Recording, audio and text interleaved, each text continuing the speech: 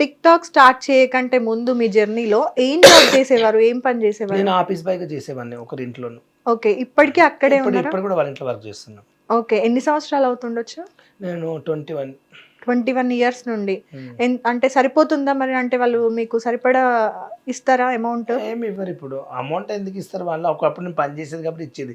ఇప్పుడు వాళ్ళ ఇంట్లో ఉంటాను కాబట్టి ఫుడ్ పెడతారు. ఇక వాళ్ళ ఇంట్లో సొంత బామ్మర్దులకు చూసుకుంటారు.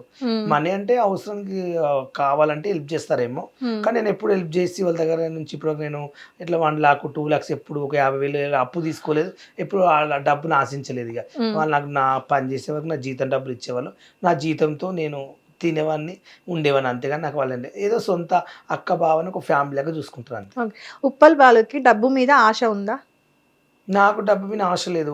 ఆశ ఉంది. డబ్బులు ఎంత అంటే నేను బతకడానికి, నాకు తినడానికి, మా ఫ్యామిలీ పోషించడానికి ఆశ ఉంది. ఓకే. ఫ్రీగా వస్తే ఏదైనా తీసుకుంటారా? డబ్బు గానీ లేదంటే ఏదైనా సరే? ఫుకట్‌కైతే తీసుకోను. ఎవరికైనా ఏమైనా హెల్ప్ చేస్తే దానివల్ల రూపాయి తీసుకుంటాను. హ్మ్. ఎవరైనా ప్రేమతో ఇస్తే తీసుకుంటాను. ఓకే. ఎందుకు ఈ క్వెషన్ అడిగానంటే చాలా మందికి ఉప్పల్ బాలు ఎప్పటి నుండో తెలుసు.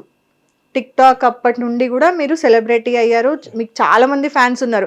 అది పాజిటివ్‌గా అయినా నెగెటివ్‌గా అయినా సరే మిమ్మల్ని ఫాలో అయ్యే వాళ్ళు, ఎంటర్‌టైన్ అయ్యే వాళ్ళు చాలా మంది ఉన్నారు మీ వల్ల. అవునా? సో రీసెంట్‌గా మాత్రం మిమ్మల్ని అందరూ ఒక దేవుళ్ళలా చూస్తుర్రు. ఎందుకు? బెట్టింగ్ యాప్స్ మీరు ప్రమోట్ చేయలేదు. జనాలు మీ వల్ల ఒక్కరు కూడా ఎవరు లాస్ అవ్వలేదు కాబట్టి, నష్టం జరగలేదు జనాలకి. సో అలాంటి బాలు